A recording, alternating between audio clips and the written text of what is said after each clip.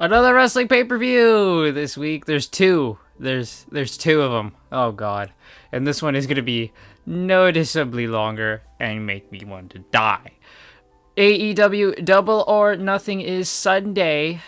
It's a big wrestling week this week, and we got SmackDown on Friday, got Rampage on Friday, then Saturday we got King and Queen of the Ring for WWE, and then Collision for AEW, and then the next day, Double or Nothing. It's a big old weekend of wrestling, and then we get to do it all over again. Great. So, here we go. AEW Double or Nothing 10 match card. We didn't need to be 10 matches when WWE's doing 5. Seriously, what's happened to AEW? Why do you put so many matches on your card? I have things to do. Seriously. Okay, so here we go. Let's start off with this. So, Timeless Toni Storm defends her AEW Women's Championship against Serena Deeb. I have Toni Storm. No offense to Serena Deeb. I love Serena Deeb, but this is just another filler feud for Toni. Just to, get her another title defense, get her something to do for the pay-per-view before we move on to the next feud. I am fine with filler feuds. Because this filler feud has been, Toni's been having more problems with the freaking Outcast than she has Serena Deeb recently. So, whatever. It's whatever. It's not a strong feud. Everyone knows this is just filler until her next big feud. But yeah, Toni Storm retains the title against Serena Deeb. Sorry, Serena, but this is just not your moment. We then have Willow Nightingale defending the TBS Championship against Mercedes Moné in Mercedes' debut match. She debuted all the way in March, and it's taken her until the end of May to wrestle. Great. That's awesome, guys. Well worth the money spent. It's Mercedes. She's winning.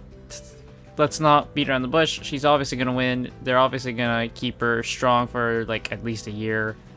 At the very least. If she wrestles, she's probably not going to wrestle at all. So, yeah, she's going to beat Willow, get her win back that she was supposed to get against Willow back in New Japan Strong, and win the TBS title.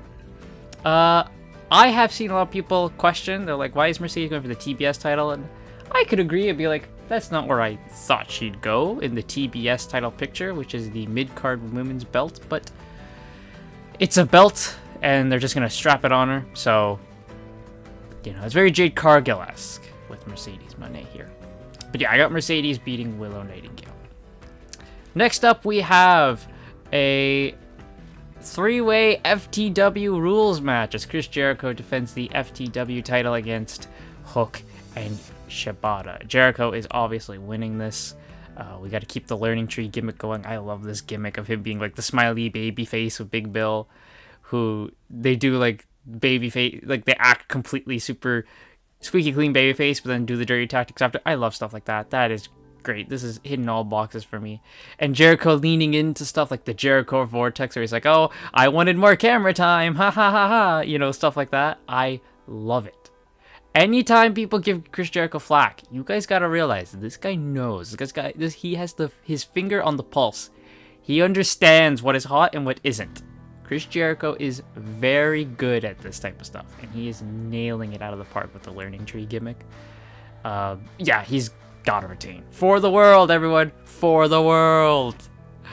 Trent Berreta faces Orange Cassidy in a singles match. I have Orange Cassidy getting his win against Trent Berreta here. He already beat Trent on Dynamite, but I think...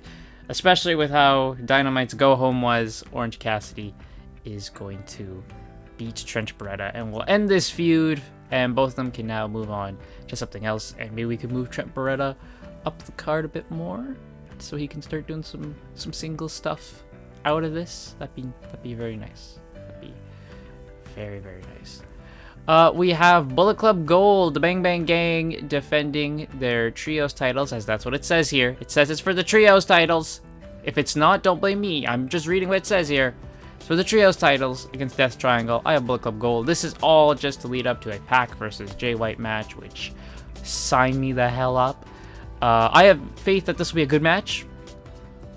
I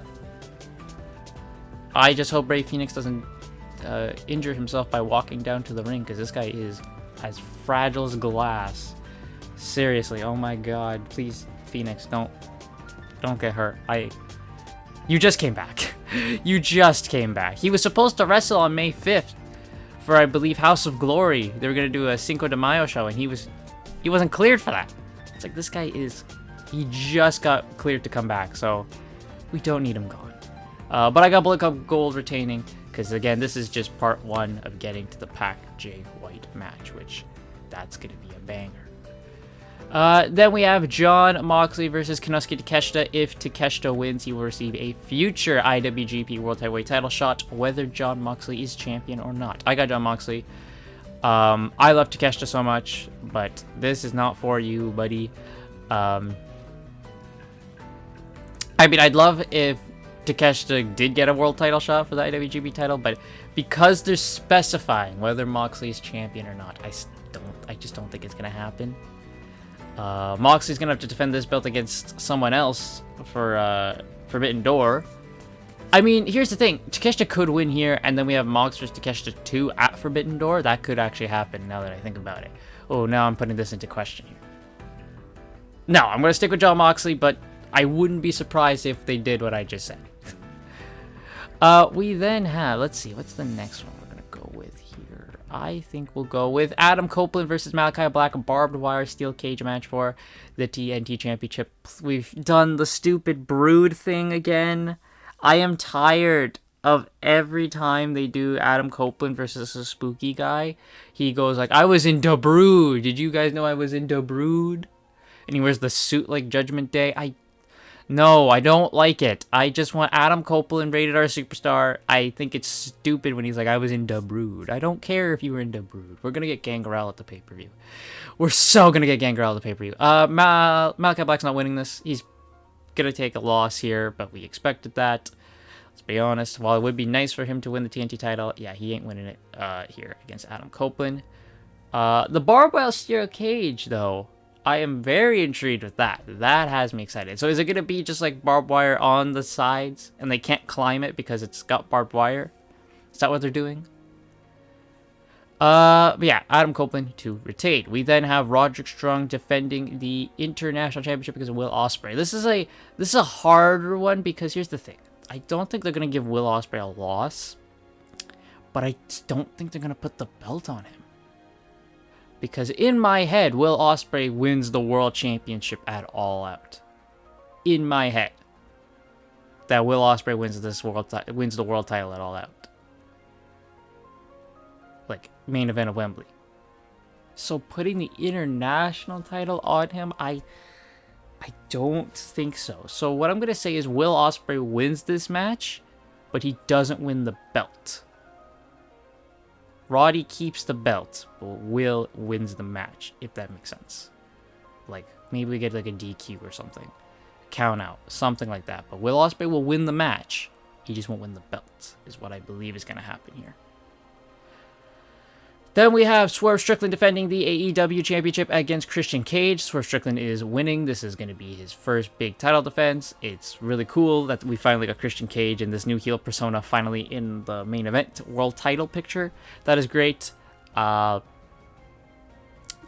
the return of Prince Nana, so we'll get to do the dance again at the pay-per-view. I'm super excited for that. Yeah, Swerve Strickland retains because in my head, again, it's going to be him versus Will Ospreay, main event at Wembley. And Will gets the belt. So Swerve Strickland to retain. And then what will be the main event? There is no such thing as a triple main event, by the way. It's one main event. There's one main event for every show, and it is the last match. So the Elite versus Team AEW, Anarchy in the Arena. This is hopefully going to be balls to the walls crazy. Hopefully no one gets super injured. Looking at you, Darby and Bryan Danielson. Because you two are the freaking big ones here. I have the Elite. They gotta win to keep the whole they are taking over the TV show storyline. They've got the world, they got the tag titles, they got the Continental title. They did the thing where they take over the show intro, and we have the things where they constantly are like causing a ruckus with production and all that. I love it so much. It is kooky wrestling nonsense, and I love it. They have to win here, though, to establish that they are still a threat and not just like a comedy villain trope. They need to win against big stars, and I think the Elite are going to win here to keep their control over AEW solidified until we get the big blow-off, which will probably be... When will the blow-off happen? Maybe All Out, maybe All In, maybe. Probably whenever Kenny Omega comes back. That's probably what it is going to be. But that's it. Those are my predictions for AEW Double or Nothing. 10 matches. No more matches, right? That's it. There's going to be no more matches, Tony. Right? Right? Let me know what you think in the comments down below. What are your predictions? And I will see you all next time.